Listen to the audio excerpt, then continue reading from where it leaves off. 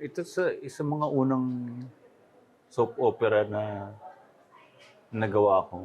I think, noong time na yun, hindi ko siya alam paano i-execute as an actor. Oo. Pero yung director na yon, kumbaga parang para mapagawa niya yung pag-iyak ko, parang pinipilit niya na gusto niya yung ganun iyak. Pinagsasampal ako. Ha? Oo. Sinampal ka ng Oh, director? Siyempre, nung time na yun, para magawa lang yung eksena. Siyempre, napahiya ako sa maraming tao. So, after ng ganun siya. Okay na. So, kumbaga, yun lang yung way niya. Oo, yun. Kumbaga, nag-work. Kasi nakakailan takes na, hindi ko magawa yung eksena na gusto niya na, or yung emotion.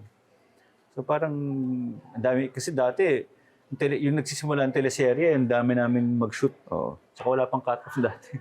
Kahit mabuti ka ng kinabukasan, okay lang. Naabot na. Siyempre, pagod na rin lahat. Tsaka Hindi mo nasubukan yung naglalagay ng Vicks sa mata? Ay, hindi. Teka, bulong mo sa akin sino yun? Director? Oo, bulong mo sa akin. Kasi, Oo, hindi namin kukwento. Sino? Bulong mo sa kanya. Ay, Joel? Ha? Talaga? Oo. Kala ko pa naman okay siya, mabait. hindi, okay, mabait naman siya. Siguro nung Siguro kasi, na-pressure din siya. Tsaka nung time na yun, bago pa lang siyang director eh.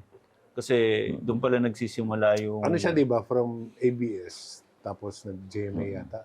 Tama ba? Oo, pero nung time na yun dun sa sa ABS. Pero friend ko siya ngayon.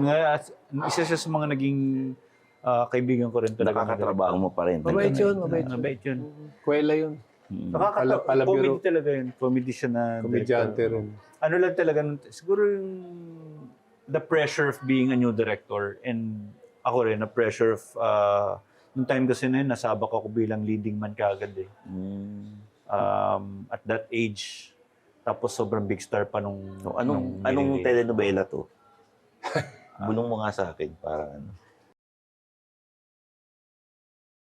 Saan yun? Sino partner mo dun? Okay. Nung araw nga, Mm-mm. meron din director eh. Na-late lang yung isang artista eh. Minura sa harapan namin. Sabi, ano ka? Director, minura yung artista. Ano sa tingin mo, late ka, bakit? Magaling ka? Hindi ka magaling. Umiyak. Ako yung, alam mo yung gusto kong umalis, parang ako yung nahiya. Tapos doon di umarte na. Nung kakain na, Stoy, ihalik na tayo na tayo. Hindi ko alam, may certain motivation silang inaano para ma-bring out yung... Ano, umiiyak ka pa rin. Huy, kalimutan mo na yun. Kanina lang yun. Alida ba, ang galing ng arte. Muli ka na kumain ka na.